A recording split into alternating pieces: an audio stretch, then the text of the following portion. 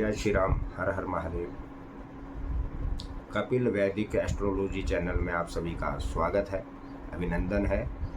सर्वप्रथम श्रावण मास की प्रथम सोमवार की आप सभी को, आप सभी के परिवारों को हार्दिक शुभकामनाएं। महादेव भोलेनाथ आप सभी के ऊपर अपनी कृपा दृष्टि बनाए रखें, अपना आशीर्वाद बनाए रखें। ऐसी हम भोलेनाथ प्रभु से अरदास करते हैं, प्रार्थना करते हैं। हमारे समक्ष एक प्रश्न आया था कि रुद्राक्ष को कैसे प्रतिष्ठित करें। तो सबसे पहले मैं आपको समझा दूं कि रुद्राक्ष क्या है। तो रुद्राक्ष का प्राकट्य भगवान शंकर, भगवान महादेव के आंसुओं से बताया गया है। ये आपको शिव पुराण में पढ़ने को मिल जाएगा और सुनने को भी मिल जाएगा कि रुद्राक्ष जो है भगवान शंकर के आंसुओं से इसका प्राकट्य हुआ है और ये एक परम पवित्र फल माना गया है। तो रुद्राक्ष को प्रतिष्ठित तो ये स्वयं है, क्योंकि जब भगवान के शंकर के आंसुओं से इसका प्राकट्य हुआ है तो स्वयं सिद्ध है। लेकिन हाँ, इसके शुद्धिकरण के बारे में हम आपको ज़रूर अवगत करवाने वाले हैं कि सबसे पहले आप एक कटोरी में शुद्ध गौ माता का गौमूत्र ले लें और उसके बाद एक कटोरी में आप शुद्ध गंगा जल लें और उसके बाद घी आप ले, घृत शुद्ध घी आप ले लें और उसके बाद एक कटोरी में आप कच्चा दूध भी अवश्य ले लें और बिल्व पत्तर ले लें। उसके बाद आपको क्या करना है कि सबसे पहले जो आपने गौमूत्र लिया है उसमें आप रुद्राक्ष को भिगोएं और उसके बाद वहाँ से रुद्राक्ष को निकाल के आप गंगा जल में इसको भिगोएं और गंगा जल के बाद रुद्राक्ष को किसी बेल पत्थर पे आप स्थापित करें और घी अर्पित करें और फिर घी बहुत अच्छे तरीके से आप रुद्राक्ष का लेप करें उस घी से और उसके बाद उस रुद्राक्ष को आप दूध से, जो कच्चा दूध आपने लिया है उससे उस रुद्राक्ष का अभिषेक करवाएं और उसके बाद पुनः शुद्ध जल से रुद्राक्ष का स्नान करवाएं और उसके बाद उस रुद्राक्ष को भगवान गणपति के चरणों से स्पर्श करें और उसके बाद उसको महादेव के समीप आप स्थापित करें और मन में मंत्र का उच्चारण करते रहे। ये याद रखिएगा, ये जो मैं विधि आपको बता रहा हूँ ये केवल ब्राह्मण कर सकता है और जो भगवान शंकर का जो एक आशीर्वाद है वो वैसे सन्यासी साधु समाज जो हमारा है वो अभी गुरु पूर्णिमा के दिनों में इन्होंने अपने हजारों लाखों करोड़ों शिष्य बनाए हैं और जो बने हैं उनको ये अपने गुरु पूर्णिमा के दिवस पे धारण करवाते हैं। तो ये एक अलग प्रतिक्रिया है। अगर आपने गुरु धारणा करनी है तो आपको सन्यासी के पास जाना ही होगा, जैसे हम भी गए हैं, हम भी सन्यासियों के शिष्य हैं। लेकिन अगर कोई चाहता है कि भाई मैं घर में ही इसको धारण करूं तो इस प्रकार से शुद्धि हमने आपको बताई और ये वीडियो भी आपको इसी में दिख जाएगा कि कैसे किस प्रकार आपने इसको शुद्ध करना है और शुद्ध करने के बाद इसको आपको धारण करना है। ये जो रुद्राक्ष होते हैं इससे धारण करने से आपकी जो भावना है, आपका जो मन है वो धर्म कर्म के कार्यों में बढ़ चढ़ के लगा रहता है और शारीरिक और मानसिक तनाव आपको दूर दूर तक देखने को नहीं मिलते। गृह में सुख शांति बनी रहती है और सभी प्रकार के कलेशों का, दुखों का, कष्टों का हरण इसे धारण करने से होता है। तो रुद्राक्ष इसलिए धारण किया जाता है और ये 1 मुखी से 21 मुखी तक देखने को आपको मिल जाएंगे और जो शुद्ध रुद्राक्ष होता है वो नेपाल का माना जाता है। तो इस विधि से ये आपके समक्ष हमने रुद्राक्ष की जानकारी रखी। रुद्राक्ष का शुद्धिकरण कैसे किया जाए, रुद्राक्ष को कैसे धारण किया जाए, रुद्राक्ष कितने मुखी तक होते हैं और सबसे श्रेष्ठ जो होता है वो पंचमुखी, जो आम जनमानस को मिल ही जाता है वो पंचमुखी है, जिससे माला के रूप में भी जप के लिए अनुष्ठान के लिए जो है ग्राह्य है।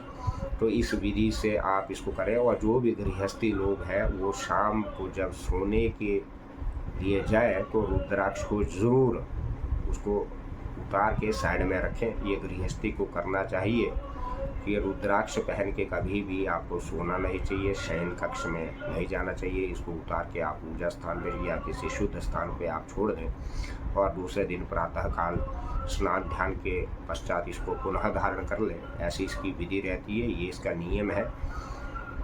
और इस विधि को देखने के लिए आप ये हमारा वीडियो देख लें और जो ये चैनल है इसको ज़्यादा से ज़्यादा सब्सक्राइब करें और हर वीडियो को लाइक करें, शेयर करें, कमेंट करें और बेल आइकन का बटन दबाएं ताकि आने वाली हमारी अगली वीडियो सबसे पहले आप तक पहुंच सके।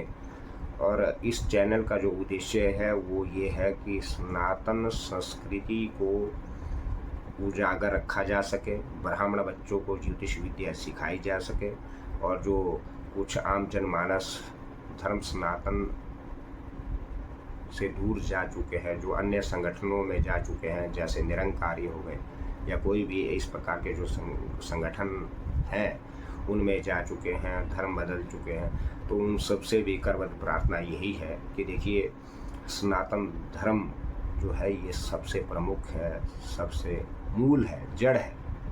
क्योंकि आप कहीं से भी प्रमाण उठा लीजिए कि सनातन ही सर्वोपरि है, यही प्राचीनतम एकमात्र मूल हमारा जो है वो सनातन है। इस धरोहर को आप बचाए रखें, संजोए रखें। और ब्राह्मण बच्चे जो अभी इस अपने कर्म से पीछे हट रहे हैं वो पुनः एक बार इसके प्रति अग्रसर हो जाएं, अपने कार्य को समझे। क्योंकि आने वाला जो समय है उसको देखते हुए हमें भी लग रहा है कि आपको पुनः इसी ओर आना होगा। क्योंकि देखिए आगे भविष्य में चल के जो सरकारों ने टेक्नोलॉजी ला दी है उनको देखते हुए मुझे नहीं लगता कि आपको नौकरियां मिल सकेगी। तो क्यों ना ब्राह्मण बच्चे इस कार्य को सीखना प्रारंभ कर दें और इसी को सीखें। क्योंकि हमारा जब भगवान ने हमारे को ब्राह्मण कुल में पैदा किया है, ब्राह्मण वर्ण में जब हमें जन्म प्राप्त हुआ है, तो क्यों ना हम आप सभी को अपने ही कार्य को बढ़ावा देना चाहिए और इसमें जिज्ञासा भी उत्पन्न करनी चाहिए, औरों को भी करवानी चाहिए और इसे सीखना चाहिए ताकि हम जो है अन्य 3 वर्णों को इसके प्रति उजागर कर सके और उन्हें खुले भटकों को फिर से पुनः सनातन धर्म संस्कृति की जड़ से जोड़ सकें। तो ऐसा हम आप सभी को अपना कर्तव्य का पालन करते हुए कार्य करना है। ये चाहे ब्राह्मण हो, चाहे क्षत्रिय हो, वैश्य हो, शूद्र हो, सभी का जो जड़ है वो सनातन है। तो आप सभी इस बात को समझें कि सनातन ही सर्वोपरि है, श्रेष्ठ है और अपनी सनातन संस्कृति को संजोए रखें। यही मूल है, उसके बाद अन्य सब कुछ है। तो इन बातों को आप अपने दिमाग में बिठाएं और ये अब आप देखिए कि रुद्राक्ष को कैसे शुद्ध करें, कैसे सिद्ध करें और कैसे धारण करें। जय श्री राम, हर हर महादेव।